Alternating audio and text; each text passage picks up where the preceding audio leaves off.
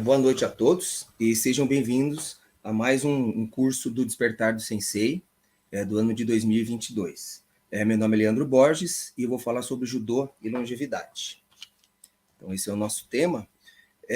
Quando eu fui convidado a fazer essa palestra, né, eu fiquei pensando no tema, né, e me foi pedido para que falasse um pouco sobre a minha experiência aí junto aos Masters, aos veteranos, né. Eu já estou competindo aí nos Masters há mais de 20 anos, né? E também disputei kata, trabalhei com arbitragem no início, e depois comecei a me dedicar só às competições mesmo, aos treinos competitivos, o Shiai, dentro de campeonatos aqui estaduais, nacionais e fora do país também. E eu vou falar um pouco sobre essa minha experiência e o que eu vi, né? O que eu vi aí participando de treinamentos e competições junto com os meus parceiros aí, né, e colegas de competição, amigos, né, que a gente fez aí ao longo desses anos. A gente também tem um grupo, né, de treinamento, a gente tem um grupo de treinamento aqui do Vale do Paraíba, aos sábados, né, a gente iniciou há uns 7 anos atrás, em 2014, 2015, com o César, e agora junto com o Marcelão, a gente continua aí, né, com os treinos dos Masters, e é claro, aberto a todos, né, então a gente montou um grupo bem coeso, e a gente vai estar falando um pouco sobre isso. Vamos lá. Eu vou falar um pouquinho sobre, eu vou dar algum embasamento teórico, né, e vou falar sobre o desenvolvimento e crescimento desde da fase da infância ali, né, do nascimento, até a idade adulta, depois a meia-idade e a velhice. Vamos lá. Então, vou falar um pouquinho sobre o desenvolvimento motor, e a gente tem aí dois autores aí que falam um pouquinho sobre isso. O primeiro o desenvolvimento motor é um processo contínuo de mudanças que se inicia na concepção e só termina após a morte. A continuidade das mudanças resulta da integração de processos que possibilitam o surgimento de comportamentos motores capazes de atender às demandas ambientais e de atingir novos objetivos em qualquer fase da vida. Manuel 89. Então, é isso, né? Ele fala sobre esse processo contínuo que a gente tem, né? Então, a gente está sempre em movimento, desde quando a gente nasce até a nossa morte aí, né? E o segundo, ao longo do desenvolvimento, passamos a realizar ações motoras cada vez mais complexas e com alto nível de proficiência. De acordo com Haywood Getchell, o desenvolvimento motor é um processo sequencial e contínuo relacionado à idade, em que o indivíduo progride de um movimento simples, não organizado e não habilidoso, evolui para uma habilidade motora complexa e altamente organizada. Em seguida, ajusta-se às necessidades que acompanham o envelhecimento. Então, sempre, né, isso a gente trabalha também na educação física, né? Você começa de um movimento mais simples para o mais complexo, né? Até você se ajustar a essa necessidade, e você vai entrando com outros movimentos. Então, é dessa forma que a gente trabalha, dando esse suporte para os alunos e oferecendo cada vez mais movimentos de melhor qualidade, né? Então, do mais simples, né, do menos habilidoso ao mais habilidoso. E essas ações motoras, elas vão ocorrer durante a vida toda. Vamos lá. Aí vamos falar um pouco sobre as relações aí entre idade e as fases da vida. Dentro da caracterização aí da idade adulta, não existe um estudo muito aprofundado aí sobre a velhice ou a idade adulta, né? A gente encontra muitos estudos aí na fase ali entre criança e adolescente até os 15, 18 anos. E aí a gente vai estar fazendo essa ponte aqui, né, durante todas essas fases aí. E claro que a gente vai falar um pouquinho também, e principalmente, sobre os fatores culturais, não só os biológicos, né? Bom, ao longo da idade adulta, né, então a compreensão da idade adulta, ela passa pela abordagem de alguns modelos teóricos, e a maioria deles faz referência à influência de fatores biológicos e do meio em que vive. Alguns autores ainda sugerem que o comportamento ele funciona mais, ele acontece mais pela influência do meio do que por fatores biológicos. E esse período, né, da idade adulta se caracteriza pela estabilidade, onde se ajustam capacidades, atitudes e habilidades anteriormente aprendidas. De acordo com Galarrot, né, que ele faz um estudo bem interessante, ele fala que o desenvolvimento é relacionado à idade, mas não depende dela, né? Então, isso significa que as idades são apenas uma referência para olharmos o processo de desenvolvimento e não uma forma de explicá-lo. Então, a gente relaciona a idade com as fases, mas ela não é exatamente daquela forma, né? A gente é apenas uma referência, certo? Vamos para a próxima aqui, né? O crescimento, maturação e desenvolvimento na infância e adolescência, implicações para o esporte, que é o nosso foco aqui, né? Então, nós vamos abordar as relações entre o desenvolvimento biológico e a experiência ambiental durante as fases da vida, com foco principal na idade adulta, meia-idade, que seria após os 45 anos, e velhice acima dos 60. Durante a infância, em consequência do rápido desenvolvimento do sistema nervoso central, é fundamental que ocorra uma ampla e adequada variação de estímulos ambientais, favorecendo, assim, o desenvolvimento motor, cognitivo e afetivo social. A aquisição de habilidades motoras na infância tem importante relação com a continuidade da prática de atividade física e esportiva na adolescência e nos anos posteriores, favorecendo tanto a geração de futuros atletas como a promoção da saúde populacional. Então, é exatamente onde a gente entra aí, né? A questão da educação física. Como eu falei, a gente precisa oferecer uma maior quantidade de estímulos motores para as crianças e, durante essa fase de crescimento e desenvolvimento, o estímulo, tanto físico quanto ambiente, né, do ambiente ou da onde ele vive, é que vai favorecer a geração de futuros atletas, que não é só o nosso foco, não é só a geração de futuros atletas, mas também a promoção da saúde populacional. Então, incutir na cabeça das crianças que a prática de atividade física é de grande importância para a vida dele e vai por toda a vida, né, até a sua morte, vai estar sempre se movimentando. E a ideia aqui é envelhecer com qualidade, né? Essa é a proposta. E nessa perspectiva, as oportunidades adequadas de prática motora na infância e, posteriormente, com envolvimento com o treinamento esportivo, são estratégias efetivas não somente para a formação de futuros atletas, como também de cidadãos que utilizam o esporte como ferramenta de educação, integração social, lazer, entretenimento e promoção da saúde. Então, como eu falei, né, a gente vai usar a educação física ou esporte, ou no nosso caso específico aqui, o judô, não só para a formação de atleta ou para questão só do esporte, né, da prática do esporte ou da atividade física, mas tem outras questões aí que são trabalhadas, tem a integração social, o lazer, o entretenimento e, por consequência, a promoção da saúde. Esse é o nosso foco, né, estabelecer aí a formação de cidadãos que se importem com a saúde e com a qualidade de vida. E eu gostaria de citar também um estudo realizado por Galarrot, onde ele faz essa ligação entre a idade e as fases aí do desenvolvimento motor. E aí o Galarrot ele criou esse modelo da ampulheta, né, onde ele faz a relação aí claro, tem outros autores, né, mas um dos mais utilizados aí na educação física é o Galarrot. Então, ele desenhou uma ampulheta e fez a relação entre as fases, né, as faixas etárias aproximadas e os estágios de desenvolvimento motor. Lembrando que elas são aproximadas, né?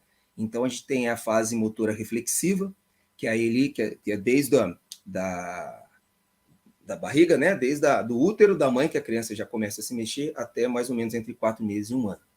Esse é chamado do estágio de decodificação das informações e codificação de informações. É uma fase motora reflexiva, né?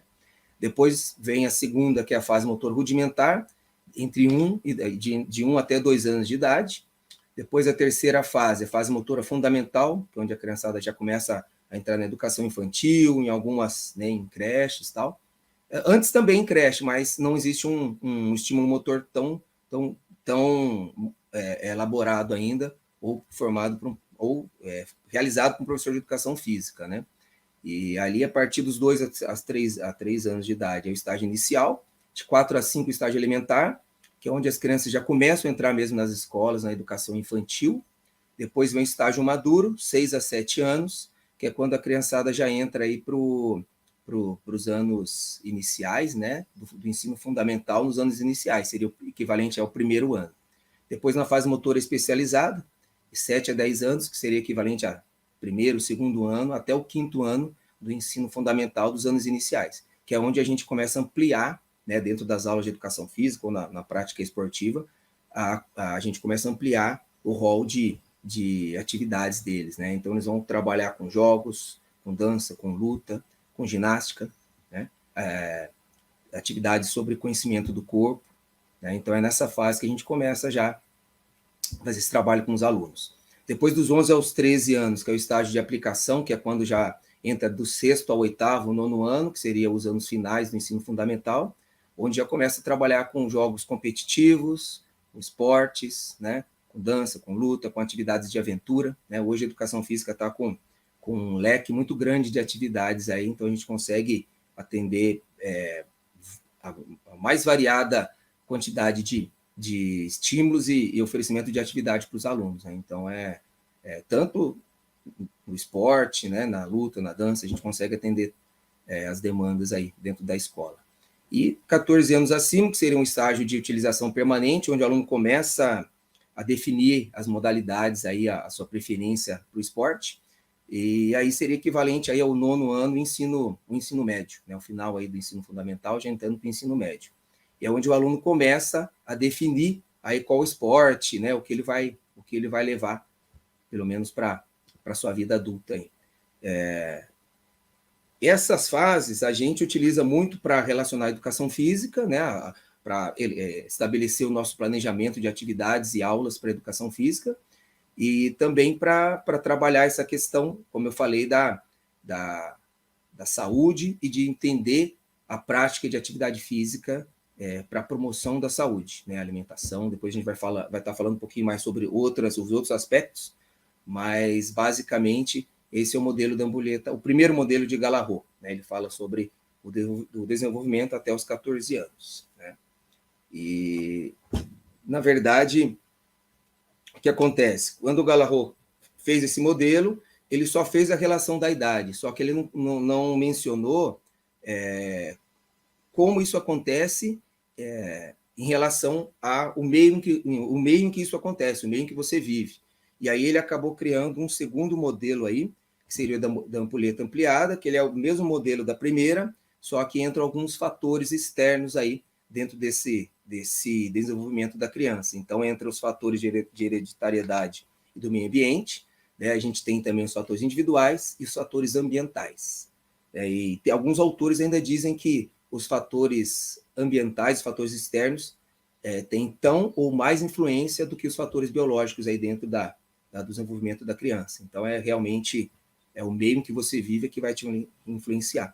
Então, ou no bairro, ou na região, ou no estado, no país em que você vive, né? Então, a gente vê que a maior influência no Brasil, claro, uma das maiores é o futebol, por conta da nossa cultura. Cada país tem a sua, e aí a gente começa no país, a gente tem a cultura no seu estado, a gente tem a cultura na cidade, na sua escola. Então, a gente vê que essa influência externa é bem preponderante aí na prática e na escolha da sua modalidade esportiva.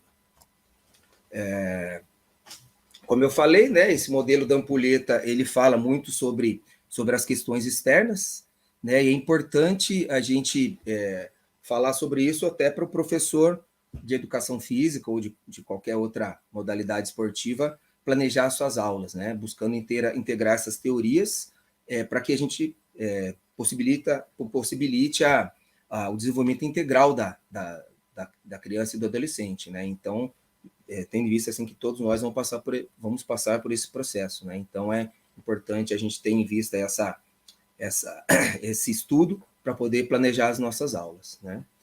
Agora a gente já vai pular e já vamos já para o envelhecimento, né? Saímos aí da idade adulta, já vamos aí para a meia-idade e a velhice, que é o nosso ponto aqui, uma parte da nossa palestra aqui. Então, a OMS, a Organização Mundial da Saúde, ela fala sobre o envelhecimento ativo, né, que é o processo de otimização das oportunidades de saúde, participação e segurança, com o objetivo de melhorar a qualidade de vida à medida que as pessoas, né, ficam mais velhas. O objetivo desse envelhecimento ativo é aumentar a expectativa de vida saudável e a grande qualidade e a qualidade de vida para todas as pessoas que estão envelhecendo, inclusive as que são frágeis, fisicamente capacitadas e requerem cuidados. Então, o termo saúde, né, segundo a OMS, ele refere-se ao bem-estar físico, mental e social, e não simplesmente a ausência de doença, né? Então, quando a gente fala sobre isso, quando a gente fala em longevidade, eu penso, né, aqui na nossa região, nos nossos mestres, né? Então, nosso mestre Sogabe, Coimbra, Hirakawa, Sensei Amadeu, né? Então, todos esses mestres, a gente percebe que eles são longevos, né? Eles têm uma idade avançada, mas que eles são ativos, né? Eles estão totalmente ativos dentro do contexto do judô, né? Dando aula, participando de palestras, estão sempre próximos da gente nos treinos, nas academias, nas competições. Então, quando eu penso em longevidade, eu penso nesses mestres, é claro, né? Poderia citar muitos outros aqui na região, no estado, enfim, né? Mas a gente tem eles como referência, né? De longevidade com qualidade de vida. Né? E é claro, isso não é só por conta do esporte que eles fizeram, do judô, também, mas eles têm uma questão social, uma questão de participação dentro do judô. O judô possibilita isso, né? Hoje se abriu muito leque de opções, né? Hoje você trabalha, você pode ser competidor, você pode ser profissional do judô, você pode dar aula para criança, pode dar aula para adolescente, você pode, né, fazer o treinamento de alto nível, ser um técnico de equipes de alto rendimento, pode ir para arbitragem, as várias opções de kata, né? Tem vários tipos de kata que dá para fazer. Então, o judô ele abriu muito o leque de opções para que todos possam participar. Então, essa é a nossa meta aí, a participação dentro do judô até durante toda a sua vida, né? Em relação, eu gostaria de falar um pouquinho também, a OMS faz um estudo, né, e faz faz uma explicação, né, comenta um pouquinho sobre a questão das mulheres, né, dentro da prática de atividade física, né. Depois a professora Rogéria vai estar falando um pouquinho sobre isso também, mas eu gostaria de citar, né, a OMS comenta também sobre o papel das mulheres, né, dentro no nosso caso aqui específico do judô, na prática de atividade física, né. A gente entende que as mulheres têm uma dificuldade muito grande, que eu digo até que elas têm quase que uma tripla jornada, né, trabalho, cuidar da família e cuidar da casa. E aí acaba deixando de lado um pouco a prática de atividade física, né? Então a gente tem que incentivar a prática, né, das mulheres e inserir, né? Isso já está acontecendo de uns anos para cá, a gente vê com as competições mistas, a gente vê mulheres arbitrando, muitas mulheres dando aula de judô, então isso está aumentando, mas ainda é pequeno, né? No caso de competições, aí no Mundial, por exemplo, entre 10% e 20% das mulheres estão inscritas nas competições, então ainda é um número pequeno, com chance aí de crescimento, né? E cabe a nós, né, professores aí de judô, estar incentivando essa prática, né, do judô, da atividade física para as mulheres durante toda a vida também, né? Esse é um caso no caso para as mulheres, é um caso de parar, né, de realmente parar de treinar por conta desses trabalhos, né? E acaba também gerando vários tipos de doença, né? Isso acontece com os homens também, só que com os homens é mais em relação aos comportamentos de risco, como fumar, consumir bebida alcoólica e se expor desnecessariamente a risco de lesões. Então, a preocupação do MS é exatamente essa, o envelhecimento com saúde e buscar uma qualidade de vida. A OPAS, né, a Organização Pan-Americana da Saúde, também fala um pouquinho sobre a questão da alimentação, então fala sobre os riscos, né, o aumento do risco da obesidade, doenças crônicas, né, durante o processo de envelhecimento, tanto homens quanto mulheres, né? Então as dietas ricas em gordura saturada, sal, pobres em fruta, legumes, verduras e quantidade suficiente de fibras e vitaminas, combinada ao sedentarismo, são os maiores fatores de risco aí de problemas crônicos, como diabetes, doença cardiovascular, pressão alta, obesidade, artrite, alguns tipos de câncer, né? Então, orienta-se até o consumo de cálcio e vitamina D para aumentar a densidade óssea e também a imunidade. Então, essa é preconizado também pela OPAS. Bom, Gostaria de citar um livro, né, muito interessante que eu li, que é o Ikigai, O Segredo dos Japoneses para uma Vida Longa e Feliz. Se alguém puder ler, ele vai exemplificar muito o que eu falei aqui sobre a questão da saúde, né, e sobre a prática de atividade física e como que você tem uma vida saudável, né? Você passa por todas essas fases de forma saudável, né? Então, o nome do livro, né, Ikigai, O Segredo dos Japoneses para uma Vida Longa e Feliz, os autores Hector Garcia e Francesco Miralles. A ideia do livro, né, foi quando os dois autores se encontraram em Tóquio e começaram a conversar sobre o sentido da vida, né? E em algum momento da conversa surge o termo Ikigai.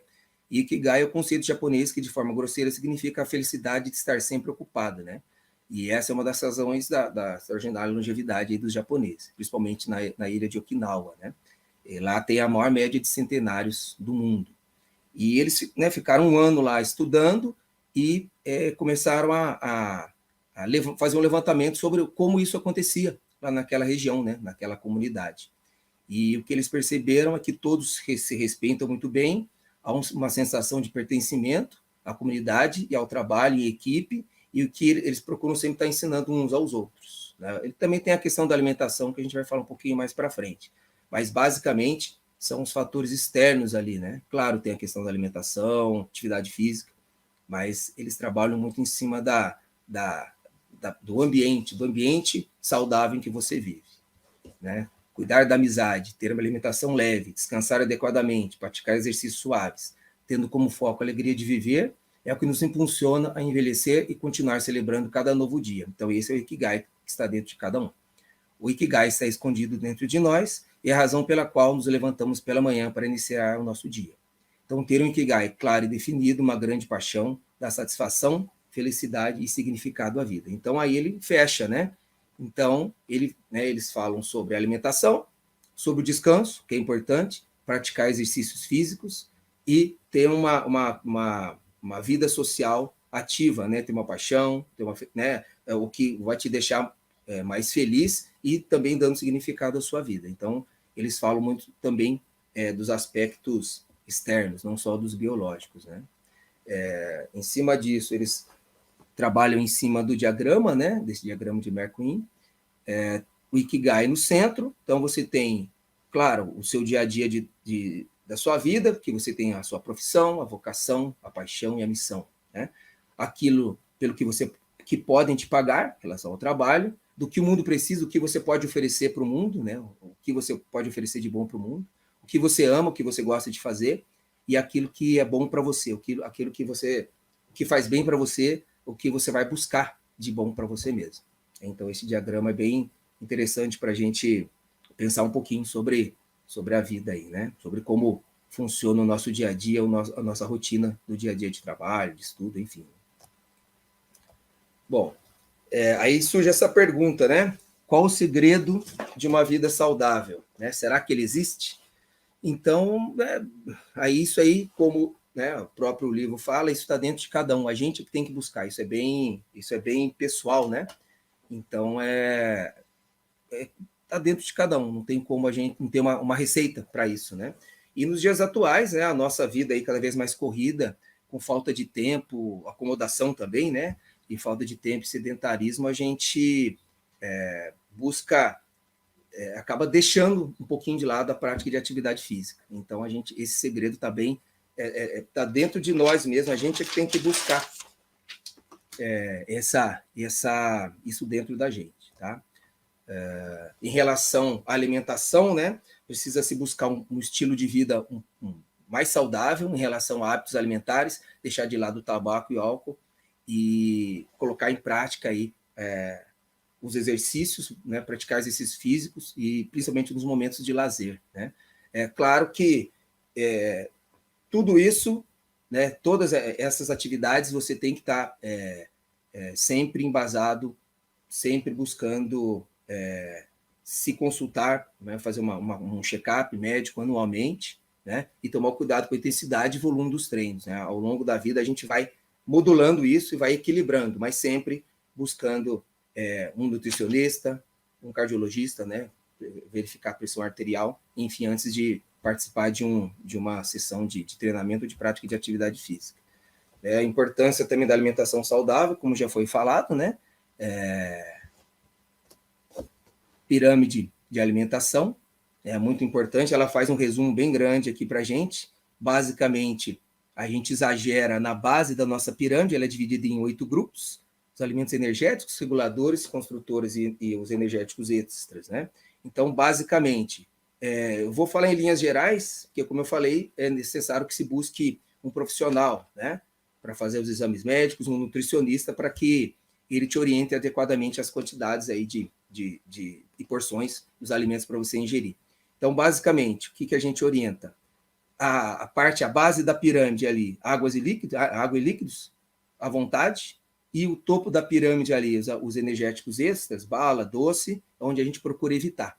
Então, a base da pirâmide a gente exagera, a parte de cima da pirâmide ali a gente come com um pouquinho mais de cuidado. E o miolo ali, né, o meio da pirâmide entre o grupo 1 e o grupo 5, você vai equilibrando, né? Frutas, verduras, né? O leite, derivados, as leguminosas, pães, né? Então, dentro desse miolo aí é que o nutricionista vai te orientar em relação às porções que você vai ingerir. Mas basicamente é isso. A base da pirâmide você come à vontade, ingere à vontade, líquido e água e líquidos, e a parte de cima, topo da pirâmide, procurar evitar. Já estamos indo aí para o final da nossa palestra, né?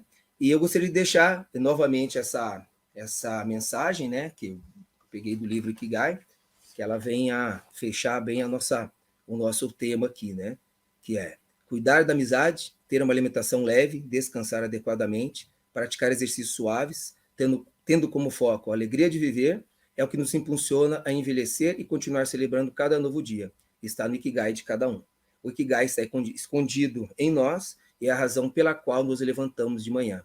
Então, é essa mensagem que eu deixo aí para todos, né? Então, a gente tem que buscar a nossa razão aí, né? O nosso objetivo, qual é o nosso objetivo, e é isso que vai fazer com que a gente levante de manhã, pela manhã, para trabalhar, para fazer as nossas atividades do dia a dia. Lembrando, né? Sempre equilibrando a alimentação, né? Atividade física e a questão social. Isso a gente precisa equilibrar dentro da nossa vida. E é isso. Aqui a referência bibliográfica, um pouquinho do meu currículo, o meu currículo como professor de judô, e gostaria de agradecer ao convite, né, dos colegas aí de Despertar do Sensei, para estar falando, para dar um pouquinho da minha experiência. Espero que eu tenha agregado algum valor para todos, espero que eu tenha passado algum tipo de conhecimento a todos, e gostaria de agradecer também, primeiramente, a Deus, a minha família, e aos meus senseis que me influenciaram, né? Sensei Coimbra, Sensei Amadeu, Sensei Sogabe, Sensei Calazans. Obrigado a todos. Boa noite a todos, tudo bem? Me chamo Rogéria Cosendei da Silva, sou terceiro Dan, sou professora de judô há uns 20 anos, mais ou menos, né?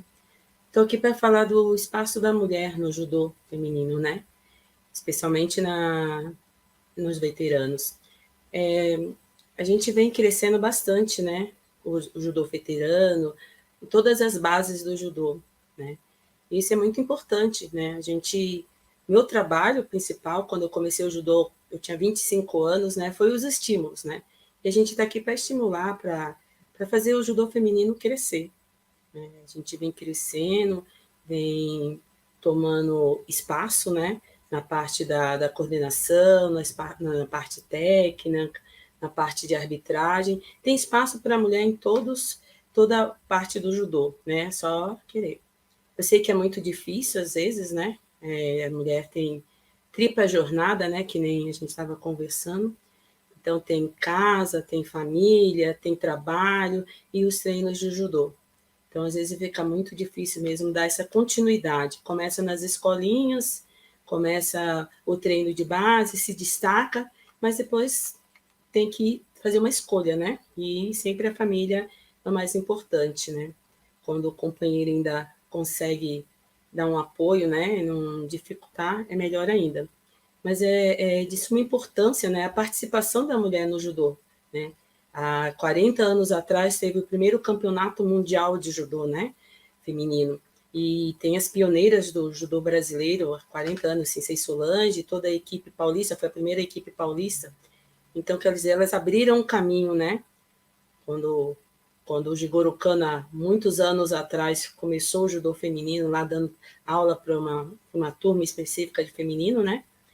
E durante um tempo isso morreu. Depois veio à tona de novo, e hoje em dia o judô está crescendo muito, tanto, como eu já falei, tanto na parte de escolinhas, a base e os veteranos. Eu sou coordenadora, fui eleita coordenadora, né, pelo Sensei Puglia, que eu agradeço, coordenadora do judô feminino do estado de São Paulo, veteranos, né? Por quê? Porque eu já fazia um trabalho referente a isso, né? Eu já vinha estimulando, eu sentia essa falta, né? Essa carência, né? Da gente estimular cada vez mais o feminino, da gente apoiar o feminino. Então, eu só recebi o título agora de coordenadora, porque a gente já fazia esse trabalho, né? Você não precisa ter títulos ou cargos, né, para fazer o seu trabalho, né? Judô é muito mais que o Shiai, né? Judô é um todo.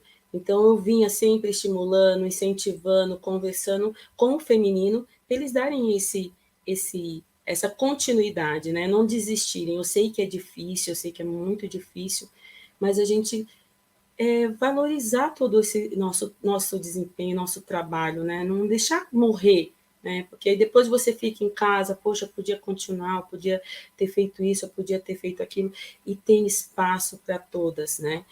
Tanto que tem a Sensei Solange, olha o nosso ganho agora, a Sensei Solange, vice-presidente, né? Esse é um ganho do feminino, né?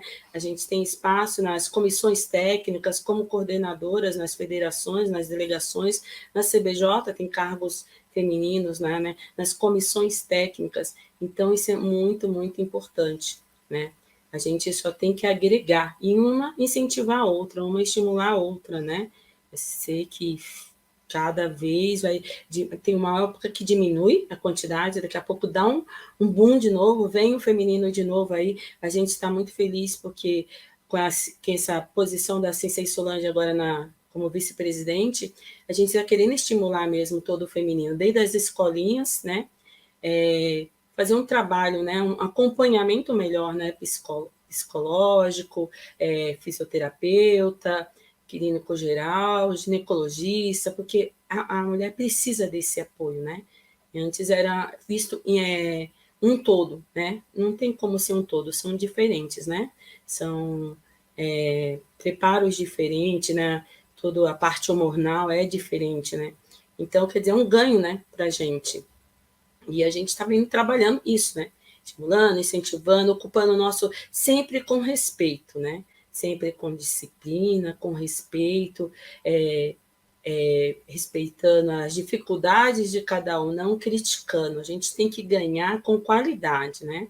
Ganhar com quantidade não é tão importante. Ganhar com qualidade. A gente está lá ocupando nossos espaços, né? É lento, é devagar, né? Mas a gente está conseguindo, né? A gente tem que acreditar no que a gente é capaz e saber que não tem essa diferença, né? De não posso porque eu sou mulher. Eu posso, eu quero, eu vou tentar, eu vou conseguir do meu jeito, mas eu vou conseguir, né? E é muito importante o apoio de todos, de todas junto, né? Eu estava conversando que às vezes a própria mulher que acaba quebrando a outra mulher, né? Ah, quem está lá? A gente vai porque técnica não tem. Eu já escutei isso, né? Não, técnica não, prefiro técnico, não, porque o técnico. Não, temos os mesmos valores. A gente se especializar, se profissionalizar, estudar, pesquisar e ocupando sempre com educação e respeito os nossos espaços. E o judô está cada vez crescendo. O judô feminino é de suma importância, tá, para qualidade de vida, nos veteranos, né? O envelhecimento, como é benefício para a gente, né? Melhor do que a gente está em casa, sentindo dores, passando mal, algumas dificuldades de saúde psicológicas, né? Então, o judô veteranos, então, é de suma importância para o nosso envelhecimento. Vamos sim envelhecer, né? Mas como queremos envelhecer, né? Como que a gente quer chegar daqui a uns anos, né? Hoje em dia eu estou no F5, às vezes eu fico pensando, será que eu vou conseguir chegar ao F8, F7, F6, né? Então, é o estímulo, é o incentivo, uma de cada uma está lá, né? A gente vai mostrar fotos depois, né? De no final do campeonato, uma está incentivando a outra, tirando fotos, mostrando, conversando, falando, tentando ver. Agora a gente vai ter o Mundial, né? Temos brasileiras lá representando na Cracóvia, né? Nos veteranos. Isso é muito importante, né? Há muitos anos atrás eram poucas participantes. Quando eu comecei em 2003 a participar dos campeonatos mundiais, né? Meu primeiro foi na Irlanda, eram muito menos, né? E hoje em dia é quase que 20%, 10% dos participantes, né? É pequeno ainda? É pequeno, mas está crescendo. Antes, às vezes, a gente tinha uma ou duas para competir. Hoje a gente tem chave de 5, 6 na minha categoria, tem chave de 10, 12. Então, isso é muito, muito importante.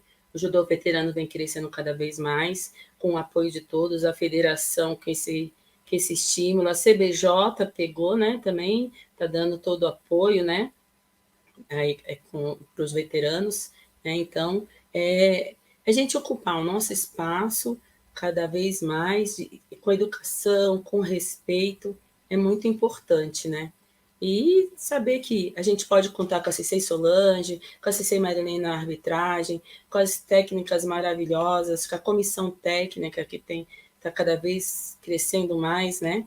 Então, nas escolinhas, em casa, então é muito, muito, muito importante isso, né? O crescimento do judô nos campeonatos é muito grande. Antigamente a gente participava 2, 3, né? Agora fui num campeonato brasileiro há um tempo atrás, né? Fiquei muito feliz de ver a quantidade de meninas no pesado, né? Então, quer dizer, não vai morrer, tá vindo, né? Tá vindo. E a gente quer que tenha continuidade, né? Volta a falar, dificuldades a gente vai ter, né? Às vezes fica difícil você dar continuidade nisso com a família. Mas vamos tentar, né, dar um tempinho para a gente, né? Somos merecedoras, né, disso, né? Isso faz bem para a gente, então vamos continuar, né? Agora, também que cresceu bastante os vários campeonatos, né? A gente antes tinha 1 ou 2 campeonatos, agora a maioria dos campeonatos tem a categoria dos veteranos, tem a categoria dos femininos, né? Então, tanto no campeonato regional, brasileiro, estadual, pan-americano, sul-americano, então vem crescendo muito, né? É pouco, mas está crescendo e estamos sendo estimulados. Antigamente também só tínhamos 2 ou 3 três categorias, 3 pesos no feminino, mas agora eles colocaram todos iguais, né? Tanto do masculino como do feminino, temos todas as categorias, temos todos os pesos, isso é muito importante, isso não é um ganho, né? Às vezes as pessoas reclamam, não tá, mas está lá, né? A gente teve a Copa São Paulo, voltamos agora da pandemia com a Copa São Paulo, né? E a gente tinha todas as categorias, né? Teve poucos participantes, a gente esperava muito mais, mas teve poucos participantes, mas a gente vai crescer, espero que ano que vem a gente continue, né, aumentando cada vez mais, né, pessoas que nunca praticaram judô, com essa abertura do veterano, né, e vendo o estímulo, indo participar com os esposos, com a família, elas estão voltando e estão começando a participar, isso é muito bom, né, volto a falar, qualidade de vida, melhor do que estar em casa, a gente sofrendo, ou deixando se abalar pela nossa idade, né? Pelas nossas dificuldades, mas indo crescendo. É muito, muito, muito importante. E um ganho também é as equipes mistas, né? Agora a gente tem as equipes. Isso é um grande ganho para o judô feminino, né? Não é só o masculino que vai lá, luta as equipes, né? Então, isso é de muita importância, né? A gente vê nos campeonatos, no final, o feminino, às vezes, é o que dá pontuação, né, para a cidade, para o país, passar à frente de outros competidores, né? O que acontece, às vezes, de muita coisa das desistências, né, como a gente já falou, é essa dificuldade de apoio, de patrocínio. A patrocínio, às vezes, é meio difícil, porque patrocínio seria geral, né? Mas o apoio, não só da família, mais das delegações, da onde compete, da onde você treina, de toda a parte envolvida, né? Às vezes pode deixar o feminino, mas o feminino traz a pontuação, o feminino faz a diferença no final, né? E está cada vez mais sendo apoiado, né? Alguns lugares ainda não, mas a gente vai galgando devagarzinho, sabe? Não, mostrando a nossa importância, a importância do feminino, sempre, como eu falo, com educação e respeito. Não com grito, não com escândalo, não, mas com respeito, procurando igualdade. Igualdade é respeitando. Com respeito a gente consegue muita coisa. Eu falo que graças a Deus, tenho o meu espaço com respeito, com igualdade, né? Vou conseguindo e Deus vai ajudando, Deus vai apoiando o que a gente vai conseguindo. Bom, eu queria agradecer a todo o apoio da Delegacia Regional de Judô, né, do Sensei Calazans aqui, que foi o que viu eu com uma moça, uma mulher com 25 anos, né, lá competindo, faixa branca, viu que tinha jeito, né, tinha um quê para o judô, né, então isso que é importante, né, a gente ter esse olhar, às vezes está lá uma pessoa começando e não, eu quero ver aquele outro que veio desde o início, né? E a gente conseguiu vários títulos, né? Com o apoio dele, com o apoio da família dele, com o apoio da minha família, a gente vem conseguindo, né? A ganhar, ir para mundiais, né? Como você fala, o olhar, o estímulo que acontece, né? Uma pessoa com 25 anos nos veteranos, uma mulher entre 7 irmãos, conseguir viajar para fora do Brasil, né, para vários mundiais desde 2003, né, um dos mais importantes que eu falo até hoje foi o do Japão, né, a gente que é do judô, imaginei competir lá em Tóquio, né,